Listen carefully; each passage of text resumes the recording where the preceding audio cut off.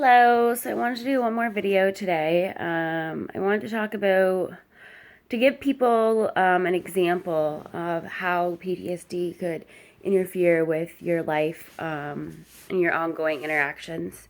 So I'll give you an example of a time that I was triggered. It's not easy to talk about these incidences, but I feel like the more they're spoke about, the more people have an understanding of what PTSD is. And like I said, okay, so I was at a Christmas party for Corey's work. This Christmas party, obviously, because my boyfriend is an electrician, was full of men. So an environment that is really challenging for me. It's uncomfortable for me to be around a big group of men. But anyways, we sit down, we have our drinks, we're socializing with people we know, things are going well. But for someone with PTSD, what you don't realize is that on the inside, I am always looking for my exit.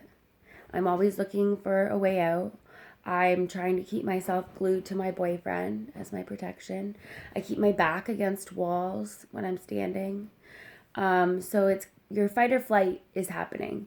You're worried that something's gonna occur. That's kind of like a constant. So no matter if I'm in, like the other day I was in the liquor store and some guy looked at me wrong and I ran like 4 aisles to Corey. And for the rest of the time I like kept my back like glued to him so I could like look at the area of the store kind of like on a constant back and forth motion, like you're taking your driver's license test and they're like, mirror, blind spot, mirror, blind spot. That's kind of like me. So anyways, I'm at this Christmas party and I'm doing my mirror, blind spot, checking all of my, making sure I'm safe. And this guy at the table behind me looks like the person who assaulted me at work. So that assault hit me really hard.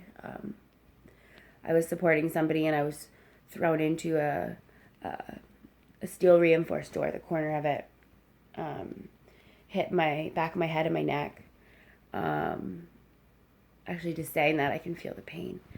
Anyways, so I was thrown into the corner of a steel reinforced door and I flew off of it because it like ricocheted when you get thrown so hard. It's like a basketball bounces.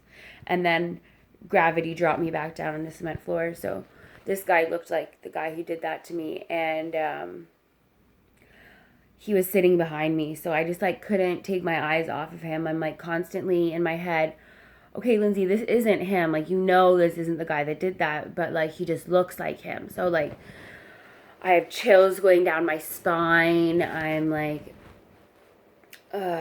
trying to drink to calm down. I like had a few whiskeys.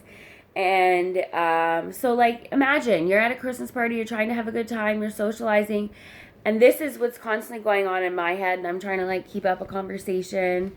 And anyways, one of the girls that was there was really fun. I was chatting with her and she ended up getting me on the dance floor, and that totally was great because it distracted me from like this guy behind me that like was making my spine just like cringe. And I feel bad because you know what? It's completely irrational. I know that he isn't going to hurt me, but in my head, it's just like flashes of that incident and like, what if that was him? Like, anyways, I got dancing and that distracted me and that was fun. And then we went home, but you know, like I'm just trying to go to a Christmas party and just seeing somebody that looks like that brings the whole incident back. And like, even to begin with, being uncomfortable with men because there has been so many perpetrators that are men. Being in a party of them, I'm already on edge. But to be honest, it was a great Christmas party. The food was good. Music was live. I had a good time in the end, but it's hard to have a good time out in public. Every day is a struggle. The liquor store day was a struggle. My friend just asked me to go pick her up a bottle of wine.